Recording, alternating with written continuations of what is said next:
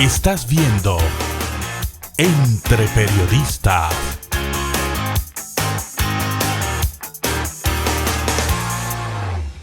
Ese tema de nunca acabar. La delincuencia callejera, la delincuencia organizada, la delincuencia improvisada, la que se planifica, la que se produce de múltiples maneras.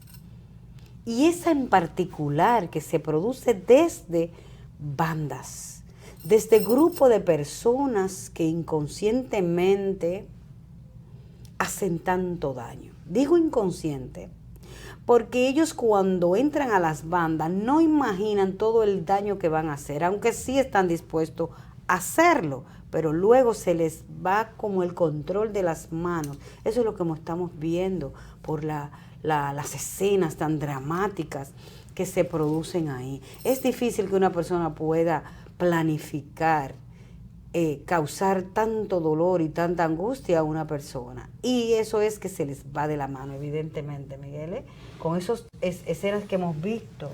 ¿Qué opinas tú de esta formación de bandas en los barrios? Sí, fíjate, tú has categorizado esos agrupamientos criminales como bandas, y cuando lo haces me recuerdas que en una época, unos cuantos años ya que han pasado, eran muy comunes en algunos barrios de la capital las pandillas que tenían nombres y tenían códigos de prácticamente de afinidad para identificarse y en algunas medidas hasta unos códigos de compromiso. Pues estamos hablando de 15 o 20 años atrás donde ese fenómeno se dio y su característica era agrupar a jóvenes de un barrio, pelear con otras pandillas de otros barrios cercanos para tener un control de la ilicitud ahí. O sea, nosotros mandamos en este territorio, atracamos, vendemos droga, lo que sea. Bueno, después también se tatuaban, se ponían unas señales de identificación de grupo. Se establecían las reglas. Sí, reglas. Practicaban culto satánico, también se decía. Sí, bueno, el caso es que tenían rasgos que lo identificaban como grupo, como clan. La policía después fue combatiendo eso y de un tiempo para acá nos olvidamos de las pandillas. Pero ahora siguiendo el modelo de los carteles del narcotráfico, se van haciendo formaciones delictivas como la que tú llamas, como la que son, como bandas. Y hemos visto ya cómo recientemente, en estos días, la policía ha tenido que enfrentarse a unos delincuentes que han hecho su nido en los Alcarrizos, un lugar bastante peligroso. La delincuencia ha copado los Alcarrizos como ha copado Capotillo y otros barrios de la capital. Entonces ahí se produce una incursión de la policía detrás de los jefes de una banda, llaman la banda 3030, que resulta que luego de todo lo que pasó, de las muertes de algunos de los cabecillas, es que se viene a uno a dar cuenta el modus operandi de esa banda y la cantidad de muchachos que están metidos en eso en todo el país. O sea, se asemeja, digo, no quiero decir que se asemeja porque habría que ver si tienen armamento, si tienen equipamientos como los Mara y Salvatrucha en Honduras, en El Salvador y en otras partes de Centroamérica. Es decir, ahí son pandillas organizadas. Entonces, pero el hecho de que se diga que tienen tanta gente llama la atención. Y a muchos va a sorprender, pero a nosotros no nos va a sorprender. ¿Tú sabes por qué? Porque tú, cuando hiciste una serie especial de trabajos, es decir, en el cerebro del delincuente, que tú tuviste que hablar con mucha gente en las cárceles, te fuiste dando cuenta de cómo se van haciendo estas redes con niños y todo. Cómo se van armando. Ese es un tema, Miguel, muy delicado y crucial, como decíamos en la presentación.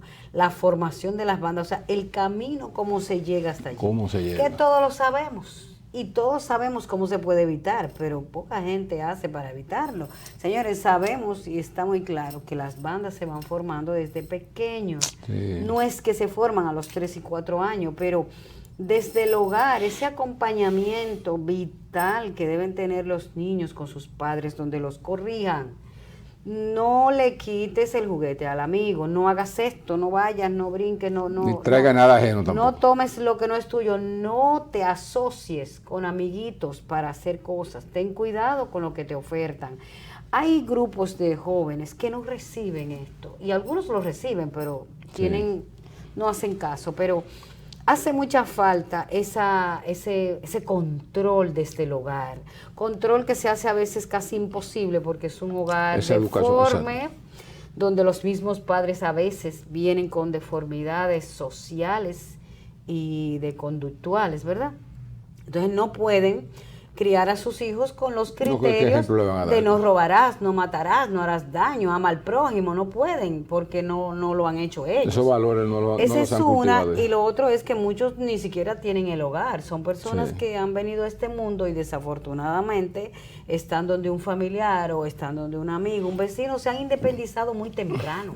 Porque ¿qué hace un niño de 13, en la calle? Bueno, de 13 y 14 años libre, independiente? Bueno, si está desarraigado, Wendy, sin padre, sin madre, está ahí, o sea, en la calle, ¿cómo me la bandeo? ¿Qué es lo que voy a hacer? Y salen, se prestan para todo. ¿Cómo le vamos a pedir que sea correcto y que actúe correcto si la vida no ha sido correcta con él? La vida no le ha dado un hogar, unos padres, una escuela, ropa, comida, abrigo, educación, cultura, no lo han inscrito en un deporte, no lo han inscrito en una escuela de ballet. Fácilmente cae en Entonces, ¿cómo le vamos a exigir? Entonces, todos sabemos cómo se forma el delincuente. Ese origen de donde viene se va formando circunstancialmente por su ambiente. Esa matriz. Aunque hay una teoría médica científica que dice que hay personas que nacen sin la hormona del sentimiento, que nacen que se les importa lo que le pase al otro y que le disfrutan, ¿verdad?, el dolor ajeno y disfrutan ser el malo de la película. Entonces esa versión científica será del lóbulo que no, esa del lóbulo frontal derecho, que mucha gente no la tiene o lo pierde en el accidente o al nacer, hace que las personas sean frías y que no les importe los demás, pero eso entra en una categoría ya de enfermedad mental. Cuando una persona comete estos crímenes, comete estos hechos tan ante la gente común, tan desastrosos, entonces esa persona es calificada como un enfermo mental. Estados Unidos lo califica como un eliminado socialmente totalmente, o sea, una persona que no va a aportar nada a la sociedad y por lo tanto debe morir. Por eso a muchos le dan la pena de muerte. Aquí no existe, y es duro decirlo, pero esas personas científicamente son descalificadas para estar en la sociedad. No pueden y estar, se estima que no van a ser recuperadas si el problema viene de manera biológica. Ahora, si viene de manera conductual por la circunstancia, por la pandilla y por la juntiña, pues sí puede, con orientaciones y con una buena educación de los padres, tener algún tipo de solución. Entonces, mira. Digo, si se salva de que no le den para abajo. Si se salva de que la policía no lo ejecute, porque, fuera de la base. Porque la policía está clara y entiende que ese ente social que comete el hecho no se va a recuperar, porque ya lo ha visto 3 veces, y 4, y 5. Cuando la policía generalmente mata a esos muchachos, ya los conocen. No, y aún sin matarlos, fíjate, los atrapan, le revisan su prontuario y cuando vienen a ver son entre muchas fichas.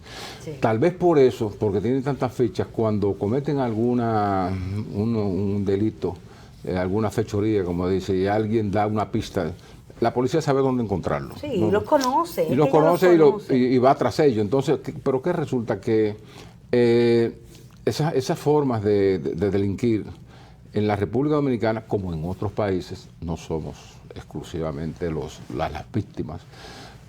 Se ha producido un incremento de estos casos, por muchas razones, que no vamos a entrar a explicarlas ahora, porque sería bastante largo, pero ya hay que aceptarla y asumirla como una realidad. O sea, la presencia delictiva de jóvenes en las calles o en negocios turbios y escondidos. Bueno, entonces, a propósito de eso, o sea, del incremento tan extraordinario que ha venido después de la pandemia, acompañado con la crisis económica, la inflación, el desempleo, un poco de hambre, ¿no?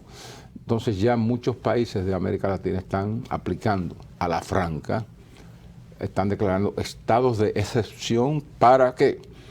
para organizar la respuesta dura de la policía y del ejército también en la lucha contra esa delincuencia. Vamos a decir que no, la delincuencia no se acaba matando a los delincuentes, porque siempre se reproducen, pero evidentemente que los gobiernos tienen que dar alguna respuesta incluyendo para los mismos devolver agentes. la tranquilidad a la gente y la seguridad de las calles cuando tú vas a caminar. Incluyendo los mismos agentes, cuando Sí, la propia institución descubre que las personas que están para mantener el orden, que están para capturar delincuentes, para evitar crímenes y atracos, favorecen esto y hasta participan, entonces tienen todo el apoyo de la sociedad para expulsarlo y que corran la misma suerte del delincuente. Sí. Si el delincuente ha cometido el hecho varias veces, si el agente policial lo comete, le dieron un chance, mira, compórtate, y ocurre, pues en eso va. El otro aspecto, Miguel, que quería tratarte era este de las bandas, que siempre se ha visto como pandillas, sí. Siempre ha existido, como tú dices, después de la era de la democracia, la caída de Trujillo. Entonces, cuando se abrió el mundo, que ya había sí, más libertades, comienzan a formarse estas bandas. Entonces, ese es un elemento que hay que trabajarlo muy bien, Miguel, porque la formación de una banda de delincuentes es muy atractiva para el jovencito que va subiendo, que se siente que no es nadie. Ahorita hablamos de que hay niños sin hogar, sin protección, pero hay otro elemento psicológico y es la autoestima, que se trabaja mucho desde el punto social y psicológico. A los niños no se les trabaja la autoestima, muchos muchachitos de barrio y de algunas situaciones, hasta de clase media y alta también. No se trabaja la estima, entonces ese joven, ese niño se siente que no es nadie, que es una porquería y comete hechos para protagonizar escenarios. Entonces sí. Ahí entra el factor, vamos a trabajar esa juventud para que protagonice escenarios de otra manera. Estas redes sociales han ayudado bastante. Porque esa sed de protagonismo y ese deseo de llamar la atención de los padres, de los amigos, de la sociedad cometiendo el crimen, porque entre grupitos ese es el tema de fabuloso. Atraqué 7, quité 5 celulares, maté un tipo, degollé una persona. O sea, eso es el tema el botín, ¿quién trae más? Exactamente, de rigor, donde tú te haces importante en un barrio, te creces, te aplauden, te temen, te conviertes en una autoridad y por eso muchos muchachos van a las bandas a ser el malo. Así yo soy malo, porque ser malo representa tener un liderazgo. Y te da méritos. Y tener un protagonismo, un mérito y un miedo. Te tienen miedo. He escuchado a algunos muchachos, me tienen miedo. Yo los miro y me tienen miedo. Entonces, hay que trabajar la parte del protagonismo de una manera diferente. En las redes sociales, bueno, el protagonismo viene dado por las fotos y lo lindo que me veo y lo bien que tengo, la ropa y eso. Y mira que hasta, pero hay muchachitos pobres que no tienen mucho que exhibir. Ahora que tú hablas de las redes, y hasta ahí también hay, digamos, una especie de delincuencia, porque fusilan gente. También. Hasta de ahí está. Hacen atraco, aunque sea de broma y de relajo. Entonces, pero a donde quiero ir es al protagonismo. Sí. Trabajar la autoestima de la persona para que no tenga necesidad de pertenecer a una banda de los malos para sentirse importante, porque hay miles de maneras de sentirse importante, ¿no? Y hay muchas maneras de agruparse para hacer el bien. Hay coros, hay grupos de trabajo, hay grupos que limpian playas, que contribuyen a la foresta. Entonces, ¿por qué hacer un grupo para matar gente, para atracar, para... Oiga. Y equipos de fútbol, equipos de béisbol, hay equipos de todo. Muchas maneras de hacer el bien sin tener que caer en eso. Bueno, pero esa es la realidad. Bueno. Sí. Seguimos un momentito con otros temas entre periodistas.